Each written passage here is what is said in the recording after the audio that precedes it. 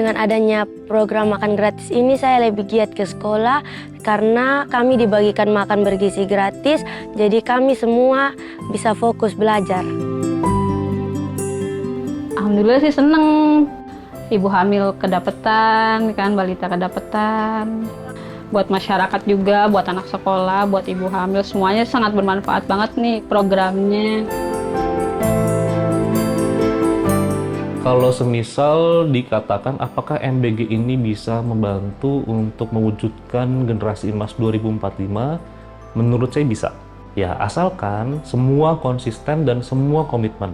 Yang pertama di rumah, orang tua komitmen untuk merawat anak, memberikan makanan yang bergizi. Pemerintah juga membantu 1 kali makan di sekolah. Tinggal tugasnya anak nih, tugasnya anak untuk belajar.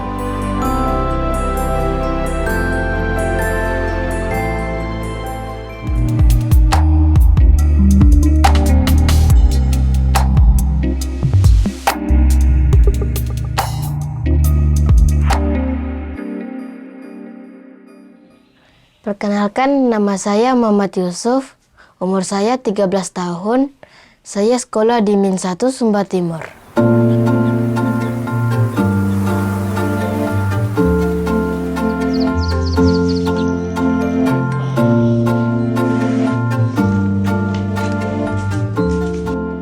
Pertama, aku dibangunin, ambil handuk, dan jalan ke kamar mandi.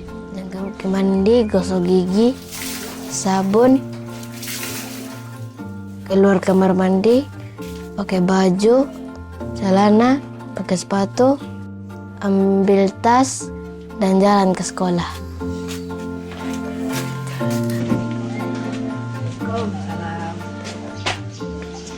Assalamualaikum. Salam.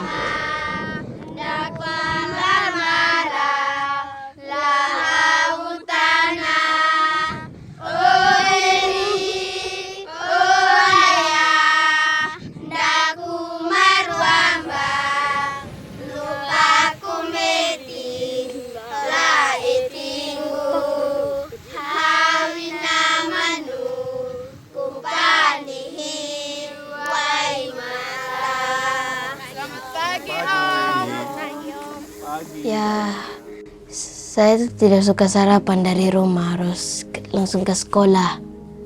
Karena takut lambat, apa segalanya. Takut dimarahin, ibu guru, gitulah.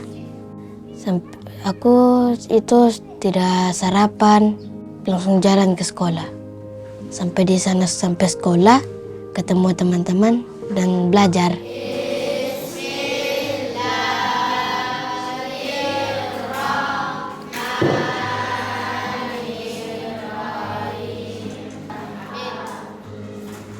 Saya senang. Aku itu suka makan sayurnya enak-enak. Menunya ada sup, telur, tempe, tahu, dan semangka, dan ada pisang, dan lain-lain. Ya, pas sudah ada MBG itu, aku sudah tidak ke kantin lagi.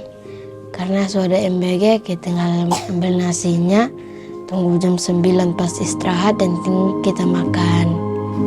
Gitu.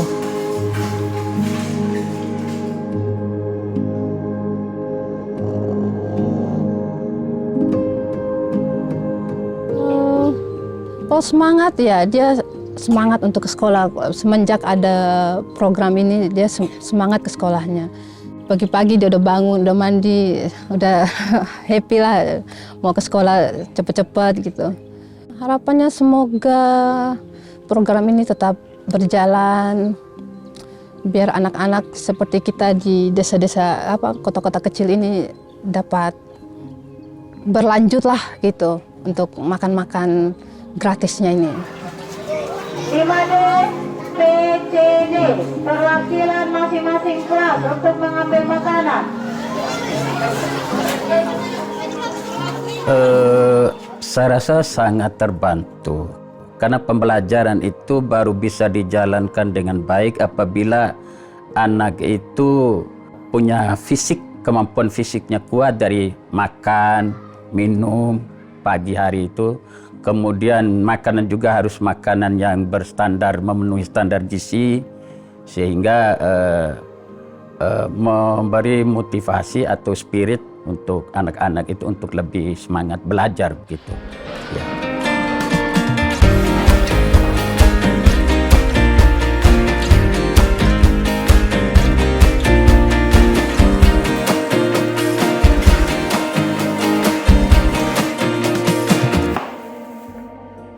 Tugas saya sebagai ahli gizi di dapur 02 ini mulai dari menyusun menu. Setelah menyusun menu nanti akan dihitung kandungan gizi dari setiap menu yang saya buat, mulai dari energi, protein, karbohidrat, dan lemaknya. Nah, itu disesuaikan dengan standar pedoman AKG dari MBG tersendiri.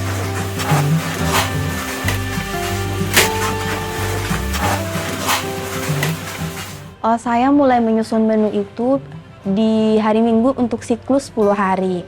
Dari situ saya mulai menghitung kandungan gizinya dan menyesuaikan dengan bahan makanan yang ada di pasar. Karena tidak semua bahan makanan yang ada di menu saya itu tersedia di pasar.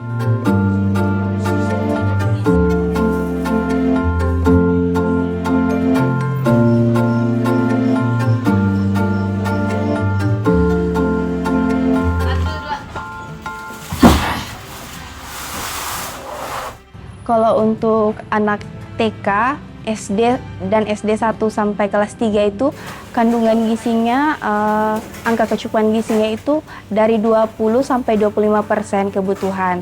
Sedangkan untuk anak SMA, SMP dan SMA mulai dari 30 sampai 35%.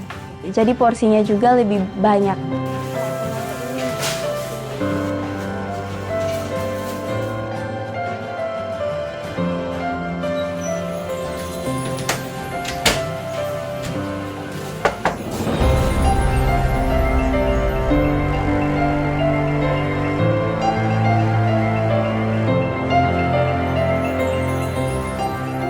Pola makan sehat bagi anak usia sekolah menurut saya sebenarnya ya, dia itu harusnya makannya 3 kali sehari, pagi, siang, dan sore atau malam. Dan satu piring itu ada yang namanya menu seimbang.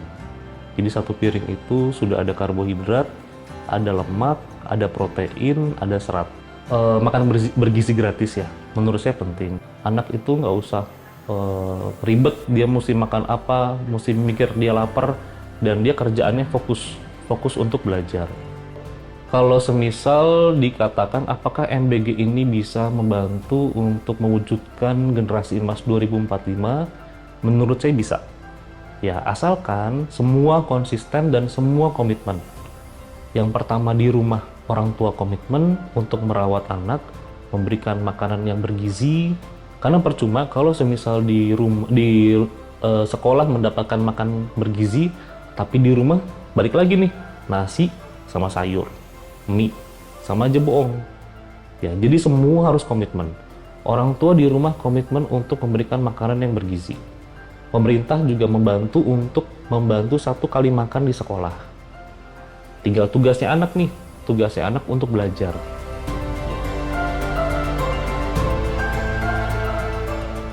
Ini kalau untuk sarapan tidak pernah. Kalau untuk uang jajan, kalau bapak dan mama ada uang lebih baru dikasih untuk jajan.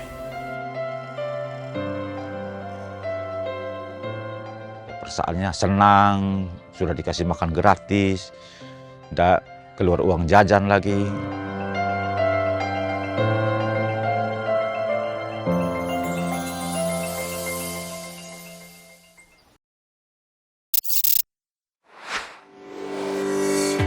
Sambut perjuangan di Hari Pahlawan, PLN UIP Nusra dukung pelestarian budaya Manggarai lewat pembangunan rumah Gendang Konggoro.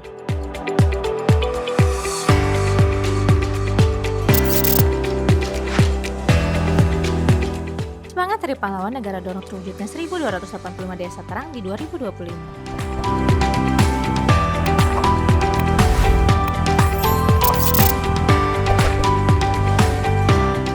PLN UIP Nusra gaungkan semangat Hari Pahlawan lewat sinergi dengan media NTT untuk edukasi pengembangan EBT di NTT.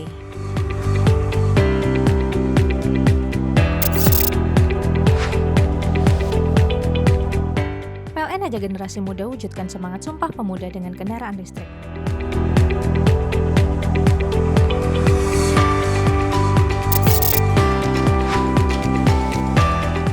Semangat Hari Sumpah Pemuda, PLN bersinergi dengan generasi muda untuk menciptakan negeri yang lebih kuat dan bercahaya.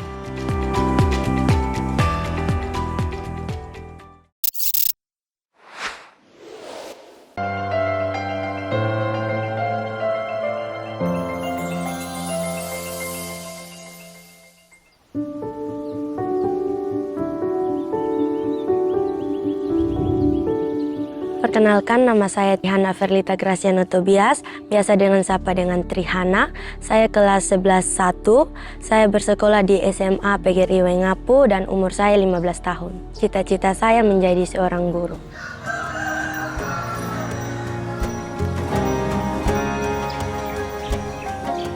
Waktu saya bangun pagi, saya berdoa. Setelah itu saya melaksanakan pekerjaan rumah saya, yaitu membersihkan tempat tidur, saya menyapu rumah. Setelah saya menyelesaikan pekerjaan rumah, saya bergegas mandi dan berangkat ke sekolah.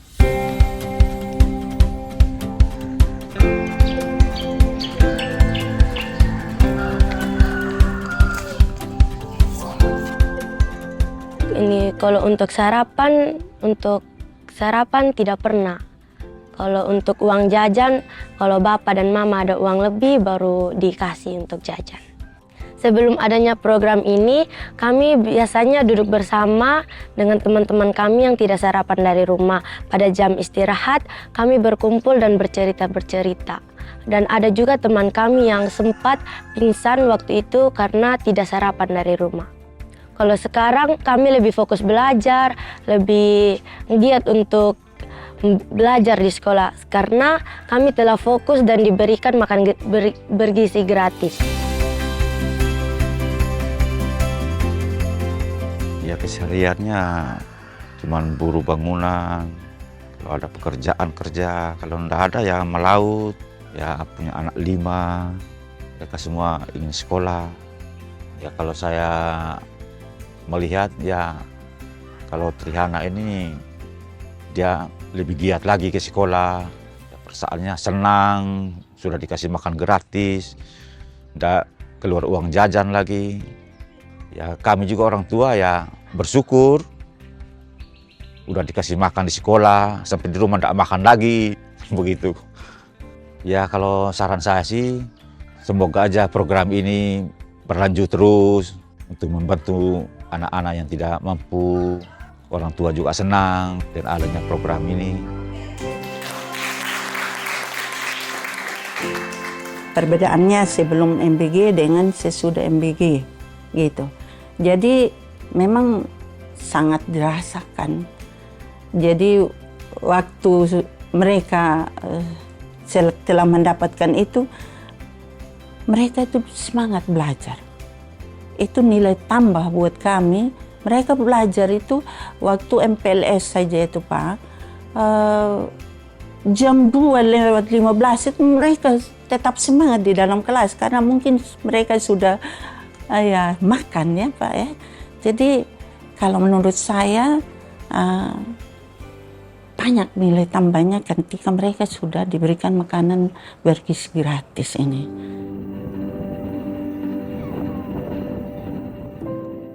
Saya mengucapkan terima kasih banyak kepada Bapak Presiden kami yang mempunyai ide kreatif seperti ini. Dengan ide ini sangat membantu kami siswa-siswi yang sangat membutuhkan.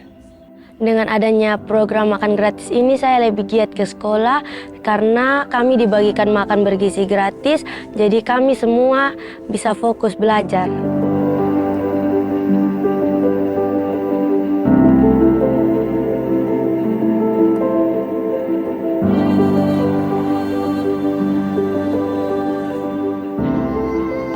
Menurut saya ya, ini dengan adanya program MBG, nah ini programnya ini sangat dibutuhkan ya. Banyak anak-anak terutama di daerah miskin atau terpencil ini tidak mendapatkan asupan gizi yang cukup.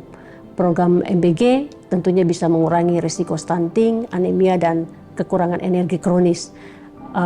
Yang kedua, meningkatkan kesadaran tentang gizi. Nah program ini juga bisa jadi sarana edukasi, mengajarkan anak dan orang tua tentang pentingnya makanan seimbang, bukan hanya mengenyangkan.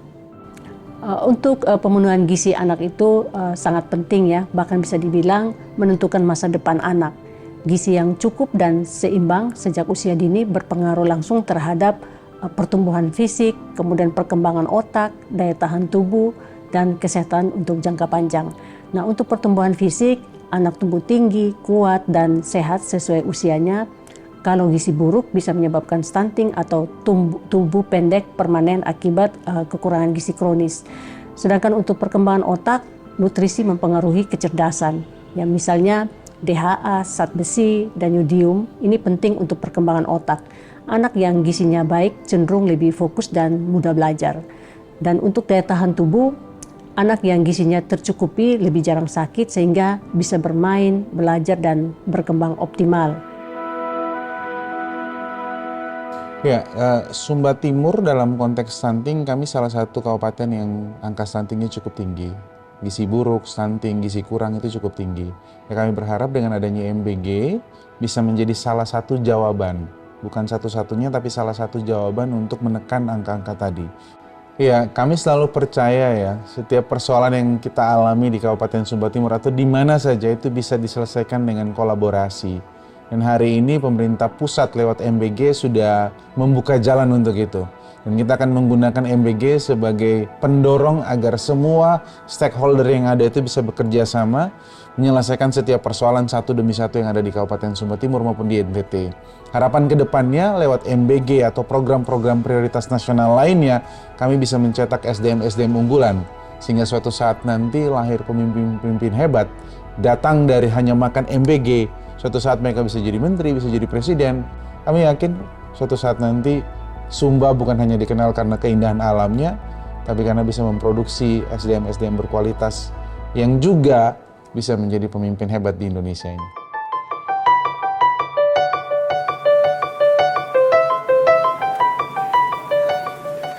Dan ada 2 titik penting di dalam pertumbuhan anak itu. 1, 1000 hari pertama, ini biasanya untuk perkembangan otak, ya kan, peningkatan kecerdasan, sehingga stunting bisa diatasi di 1000 hari pertama ini.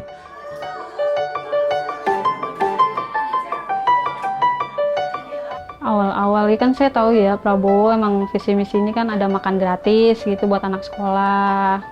Pas dia jadi, alhamdulillah sih seneng. Ibu hamil kedapetan, kan balita kedapetan. Krek kenyataan gitu, misinya dijalanin, seneng aja. Sangat bermanfaat banget ya buat masyarakat juga, buat anak sekolah, buat ibu hamil, semuanya sangat bermanfaat banget nih programnya. Terus juga menambah berat badan tuh, jadi kita semangat gitu ngambilnya, nafsu makan gitu.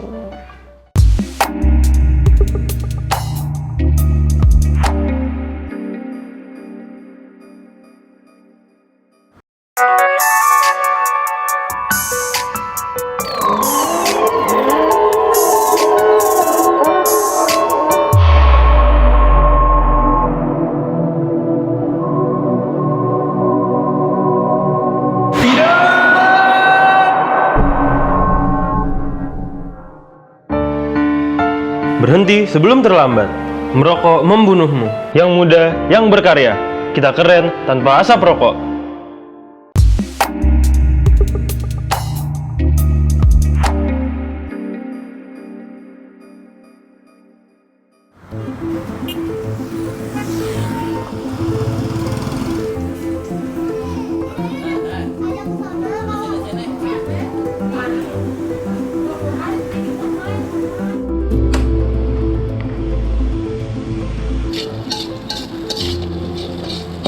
Perkenalkan, saya Rahmawati.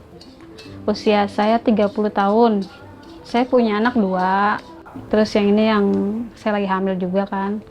Yang pertama umurnya 8 tahun, yang kedua 7 tahun. Iya, makan dulu.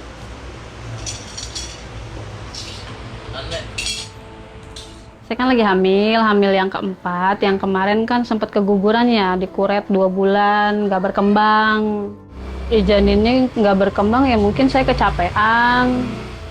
Apa gimana gitu, kurang makan apa gimana tuh kata dokter, jadi harus dikuret. Saya tinggal berempat sini, kontrakan sepetak, tidur rame-rame. Anak 2, suami sama saya.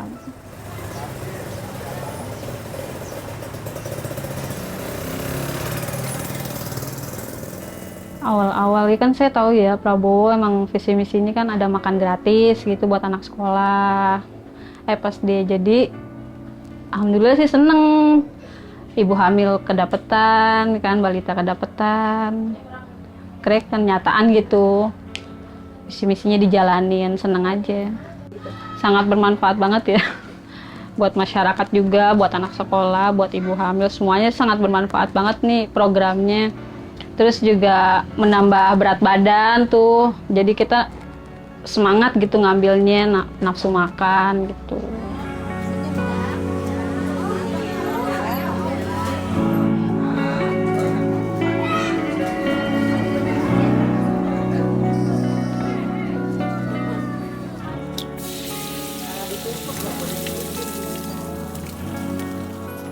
Lima, 6 orang, yaitu saya, anak saya 2, mama, terus tante, sama anaknya.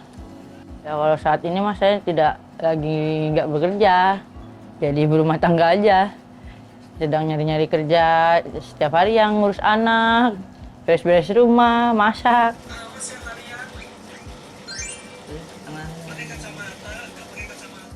Yang bekerja adalah ibu saya. Dan saya juga kadang disuruh orang paling nganterin ke pasar, nganterin tetangga lah. Ya itu upahnya paling buat makan sehari-hari, buat beli susu, beli pampers. Ya bersyukur aja tiap harinya mah. Masih bisa makan, dapat MBG buat anak. Ayo, jalan.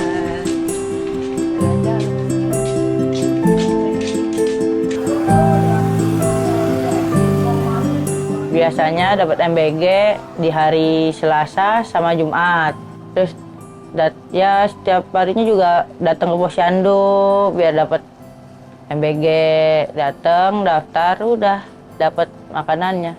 Ya bermanfaat sih buat saya mah. Biar praktis aja gitu, dapat makanan, nggak terlalu keluar biaya sayanya.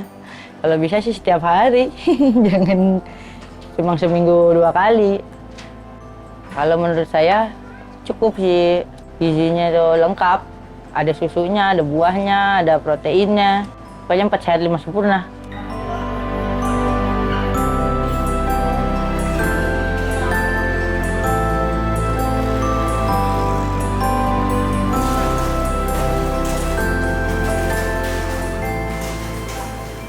Jadi kan mereka kecukupan gizinya tuh beda-beda ya Mbak. Mungkin balita butuhnya berapa untuk pertumbuhannya mereka, terus juga anak sekolahnya butuh berapa. Itu ada jelas di angka kecukupan gizinya. Mungkin berbeda karena itu sih, karena kecukupan gizinya yang berbeda per kelompok sasaran itu. Jadi kita sesuaikan di sini.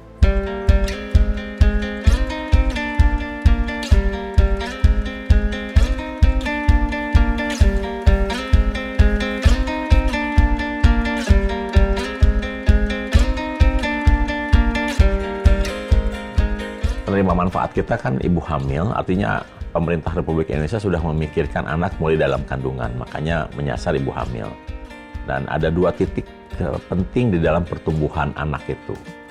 1, 1000 hari pertama, ini biasanya untuk perkembangan otak, ya kan, peningkatan kecerdasan, sehingga stunting bisa diatasi di 1000 hari pertama ini. Kemudian titik penting yang kedua, ketika anak tumbuh secara fisik, dari usia 8 sampai 18 tahun. Makanya program kita kan menyasar ke anak sekolah. Jadi kita harapkan dengan program ini, kita akan mendapatkan generasi yang cerdas, tapi juga tubuhnya tumbuh dengan optimal, tinggi-tinggi lah gitu. Biasanya gini, kalau perut terisi, apalagi dengan menu dengan kualitas yang baik ya, seimbang gitu, saya kira konsentrasinya akan naik. Nah ini sudah ada hasil penelitian sebetulnya pengaruh gizi terhadap peningkatan konsentrasi anak dalam menangkap pelajaran. Tapi pengaruh dari makan bergizi di Indonesia, saya kira ini baru akan kita kaji setelah berjalan sekitar beberapa bulan supaya terlihat bahwa pengaruhnya nyata dari makan bergizi.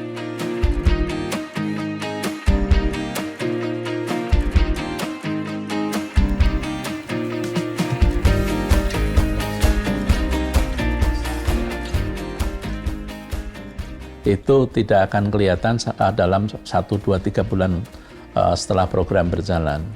Tapi sebenarnya kalau status gizi itu dapat dianalisis nanti melalui apa yang disebut tinggi badan anak masuk sekolah.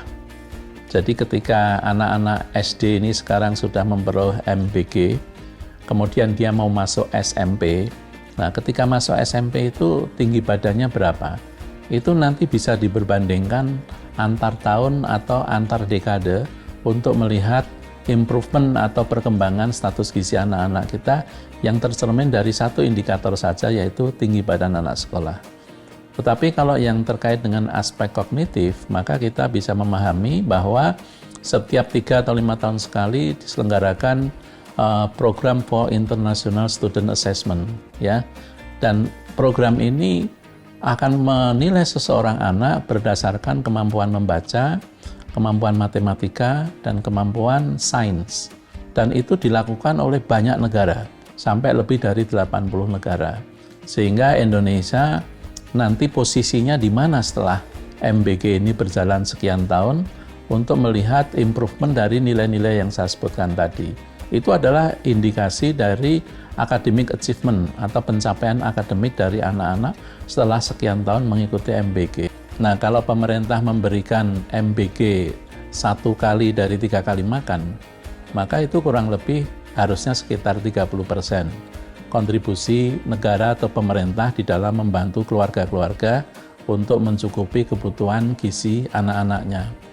Tapi kalau makanan lengkap, baik sarapan, makan siang, dan makan malam, itu harus lengkap semuanya. Jadi ada unsur sayuran sebagai kontributor vitamin mineral, kemudian lauk pauk sebagai kontributor protein, ya, dan karbohidrat atau nasi yang sebagai kontributor dari energi yang kita konsumsi.